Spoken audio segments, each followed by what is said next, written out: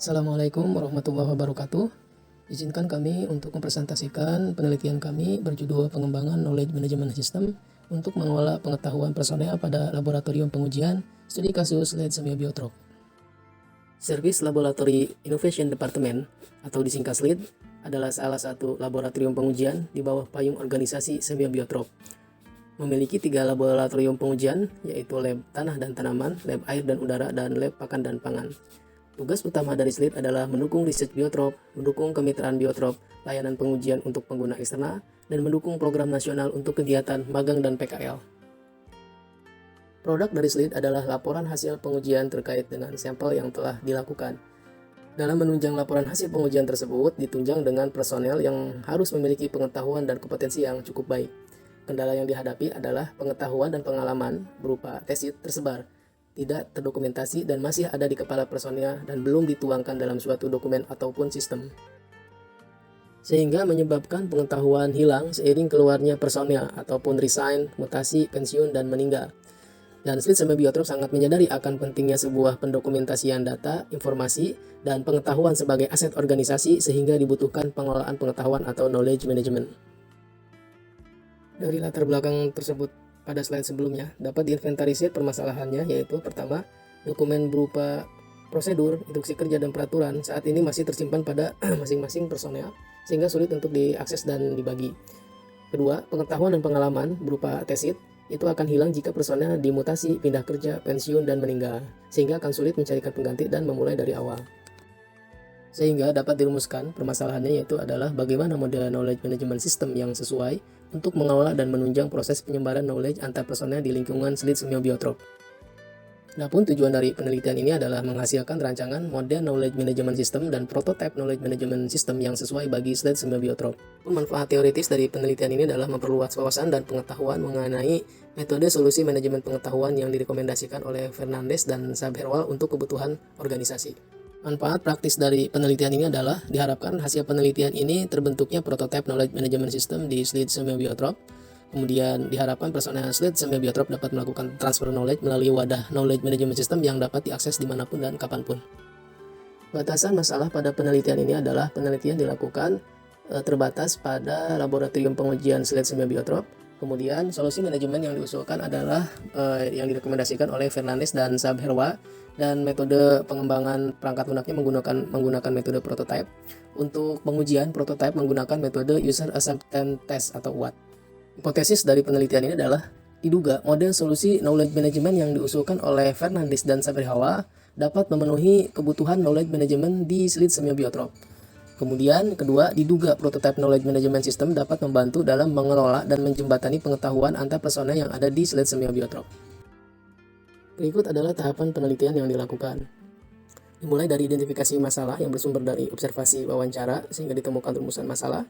Setelah itu melakukan studi literatur, menghasilkan kerangka pikir, kemudian kompilasi data yang bersumber dari observasi, wawancara, kuesioner, kemudian analisis solusi knowledge management bersumber dari transkrip wawancara, hasil kuesioner, dokumen hasil observasi, kemudian pada tahap desain itu melakukan perancangan knowledge management system yang bersumber pada kebutuhan knowledge management system, kemudian membuat prototype knowledge management system yang bersumber dari rancangan knowledge management system, kemudian uji coba prototype knowledge management system yang didapatkan dari masukan dari prototype knowledge management system, dan hasilnya itu adalah usulan knowledge management system. Berikut adalah tahapan solusi knowledge management yang direkomendasikan oleh Fernandes dan Saberwa. Pertama adalah menganalisa faktor kontingensi.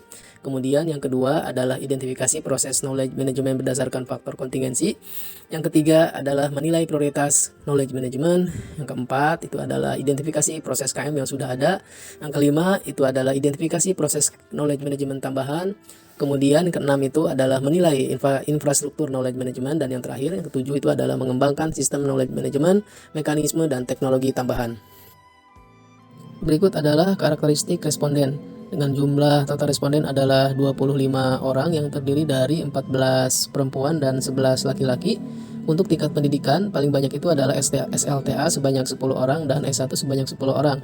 Dan lama kerja paling banyak itu di antara 0 sampai 5 tahun, terdiri dari 8 orang.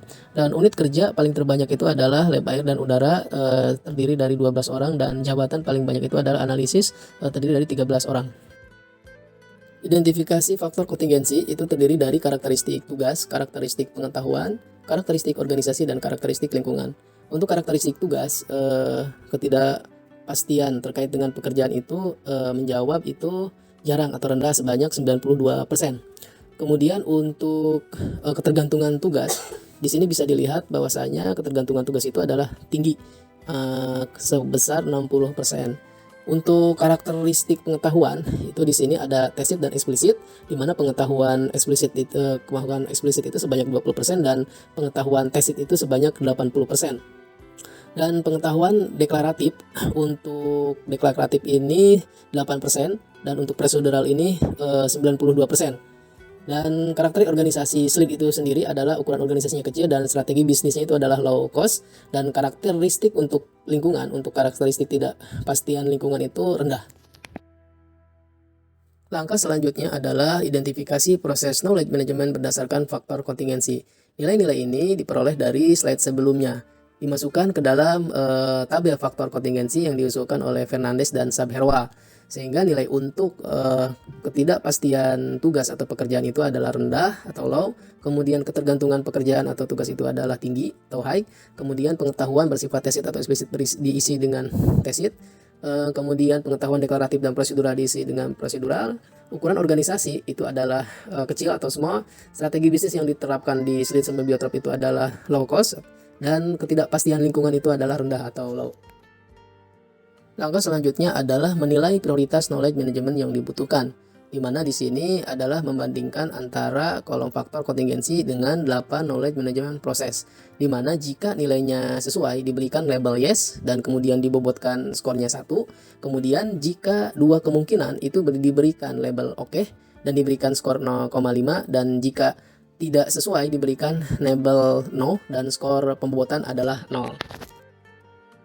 Sehingga diperoleh prioritas knowledge management yang dibutuhkan pada organisasi SLID sama Biotrop itu adalah externalization, internalization, socialization for knowledge sharing, direction, dan routine. Sedangkan untuk 3 proses knowledge management posisi terbawah adalah exchange, socialization for knowledge discovery, dan combination. Langkah selanjutnya adalah mengidentifikasi proses knowledge management yang sudah ada di SLID sama Biotrop. Responden menjawab itu adalah direction sebanyak 86%. Dari slide sebelumnya dapat diprioritaskan proses KM atau knowledge management yang cenderung dimanfaatkan pada SLID sama Biotrop adalah pertama direction, kemudian yang kedua socialization for knowledge discovery, kemudian yang ketiga combination, yang keempat exchange, dan yang kelima routines. Sedangkan untuk 3 proses knowledge management posisi terbawah adalah socialization for knowledge sharing, externalization, dan internalization. Langkah selanjutnya adalah mengidentifikasi proses knowledge management tambahan, di mana proses knowledge management tambahan dilakukan dengan menggunakan hasil dari proses knowledge management berdasarkan faktor kontingensi dan hasil dari pemetaan kecenderungan proses knowledge management yang sudah ada. Adapun dalam menentukan proses-proses knowledge management yang dibutuhkan untuk dikembangkan pada SLID sama Biotrop, membuat aturan seperti berikut. Di mana prioritas tinggi, dikatakan tinggi itu adalah jika masuk dalam 5 peringkat tertinggi, sedangkan yang terendah itu jika di 3 posisi terendah. Kemudian yang kedua itu adalah mendefinisikan 4 kategori prioritas pengembangan berikut dengan tindakan yang diambil. Dikatakan prioritas 1 itu adalah prioritas pertama pengembangan. Prioritas kedua itu adalah dikembangkan setelah prioritas pertama dikembangkan. Prioritas ketiga dikembangkan jika sumber daya tersedia, dan prioritas keempat itu adalah tidak dikembangkan. Kemudian dari kedua informasi tabel tersebut dibuat pemetaan untuk mengklasifikasikan tinggi rendah ke dalam tabel pemetaan prioritas. Prioritas pengembangan dikatakan pertama itu adalah jika proses KM berdasarkan faktor kontingensi tinggi dan tingkat kecenderungan proses KM saat ini adalah rendah, itu adalah proses prioritas pengembangan pertama.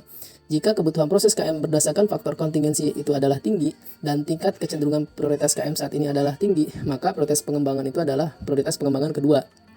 Jika prioritas kebutuhan proses KM berdasarkan faktor kontingensi itu adalah rendah dan tingkat kecenderungan proses KM saat ini adalah tinggi, maka prioritas pengembangan adalah prioritas yang ketiga. Dan yang terakhir, jika prioritas pengembangan proses KM berdasarkan faktor kontingensi itu adalah rendah dan tingkat kecenderungan proses KM saat ini adalah rendah, maka prioritas pengembangan itu adalah prioritas yang keempat. Sehingga proses pengembangan knowledge management system, di mana urutan proses pengembangannya adalah sebagai berikut. Pertama itu adalah proses-proses knowledge management yang diutamakan untuk dikembangkan adalah proses externalization, internalization, dan socialization for knowledge sharing. Selanjutnya adalah proses direction dan routine.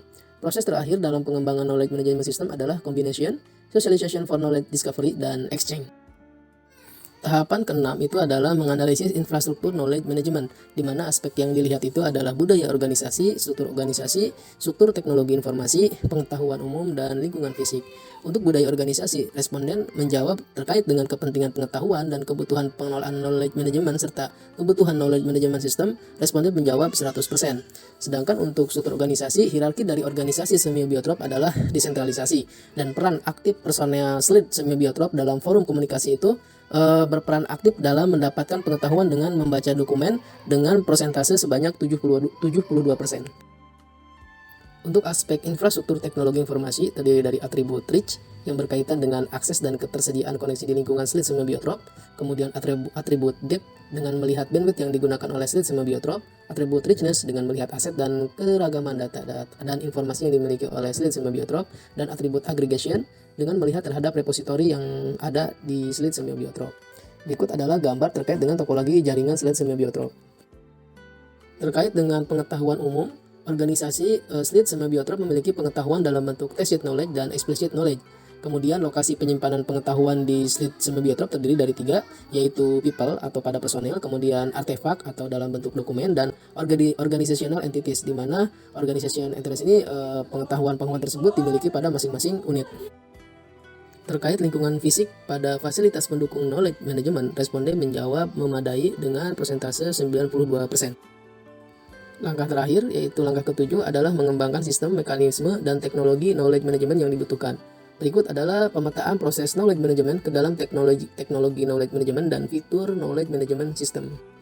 Sehingga fitur-fitur yang dipilih untuk diprioritaskan penulis itu adalah yang memiliki presentasi 50% atau lebih dari keseluruhan personnya dari fitur-fitur yang diinginkan oleh responden di SLID semiobiotrop. Yang pertama itu adalah prioritas yang pertama itu adalah manajemen dokumen, kemudian yang kedua pencarian dokumen, ketiga dokumentasi pengetahuan atau artikel, kemudian yang keempat pencarian pengetahuan atau artikel, yang kelima forum diskusi, yang keenam manajemen pengalaman.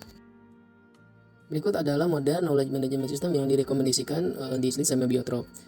Network security digunakan untuk media dalam mengakses, kemudian web client itu digunakan untuk login sebelum masuk dashboard pengguna.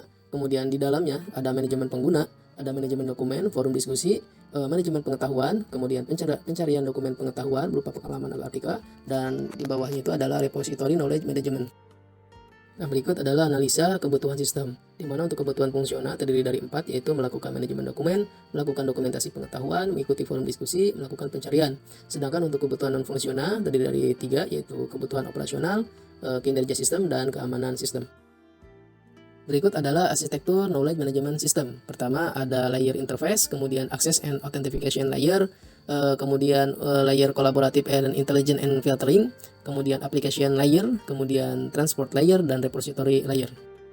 Berikut adalah perancangan terkait infrastruktur knowledge management system terkait dengan spesifikasi kebutuhan hardware dan software. Berikut adalah perancangan terkait dengan basis data yang memiliki 9 file atau table.